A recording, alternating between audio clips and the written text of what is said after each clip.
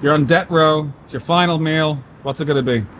I always thought that it would be smart to order something so big that they'd have to postpone the execution. Like 16 New York strips, steaks, and a couple of cheeseburgers. But if I'm being completely honest, I think if I'm on death row, I'd want a spaghetti.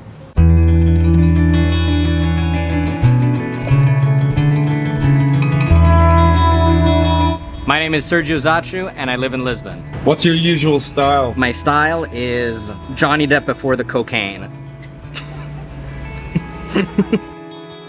What are you doing? Well, now I'm updating the Lisbon food guide. We have a food map that you can subscribe to online. Upscale food, Portuguese food, Indian food, East Asian food, breakfast food, vegetarian food, Italian food, you get it. And it's like the best way to make your way around the city. Because in my opinion, the best way to learn what a city is through food. I think I was always into the performing arts. I grew up doing theater.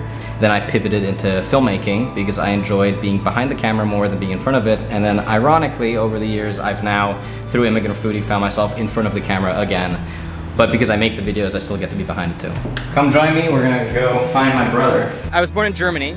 My dad's Romanian, my mom's Turkish. And when I was 4 years old, I moved to Romania, and I grew up in Romania my entire life. But I went to an English-speaking school, and so a lot of my classmates were from the US, and so I just never developed any kind of, Romanian accent because I didn't speak Romanian fluently. I spoke German, and so I just sound American now. On the side, you're a filmmaker. I'm a food critic on the side. No, my filmmaking career has been basically my life ever since I finished high school. My brother and I work together. We're co-directors, co-writers. The man himself. Hey. Who's the oldest? Sergio is. He hates it when people ask that question. They all think he's older. Who's got the best style? That's for the audience to decide. So we're going to Uma Churrasqueira, which I have been told by many of our followers is a fantastic peri-peri chicken. Thank you so much. Bye-bye. The more expensive your camera setup, the more the video feels like an advertisement. It's about this. Yeah. These two fingers, the most important device I have. It's my zoom. Every week we get a couple of, DMs from restaurants who are like, oh, we'd love for you to visit us and this and that. So every now and then we organize with them. And that way we get a little more access to the kitchen. I get to maybe interview the owner. I get to talk to the chef and meet the people. But I love coming just on a whim, just based on a recommendation from someone in the comments section or a DM from just a fan who's like, oh, you gotta go to this place, it's my favorite. How many of these videos have you made? I think we're currently around 170. Do you remember what the first one was? If I'm not mistaken, I think the first one was Coyo Taco in Príncipe Real.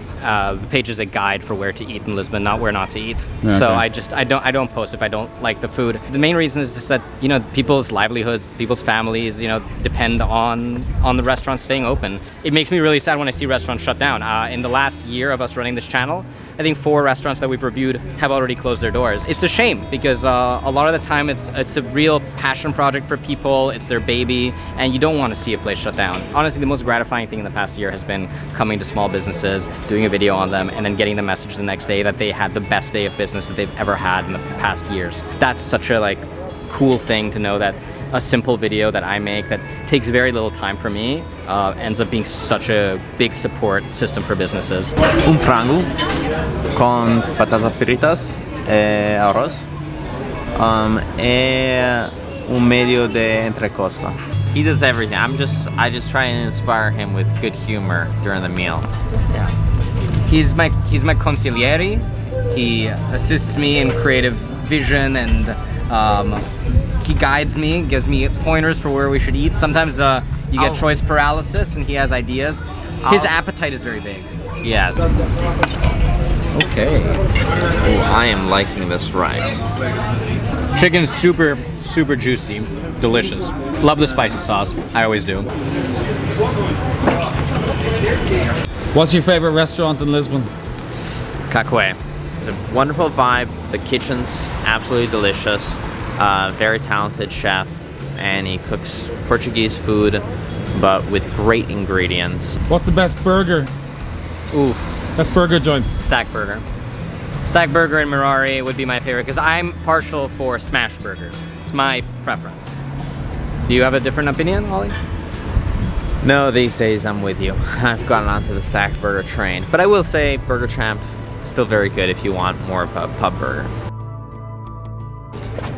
Hello, hello. Hello. We're at Manteguria. In my opinion, some of the best pastel de nata you can get in the city. This logo up here, I'm getting that tattooed. I just don't know when yet. These are gonna be piping hot, so they're gonna be absolutely fantastic. How many calories? It's best we don't talk about that.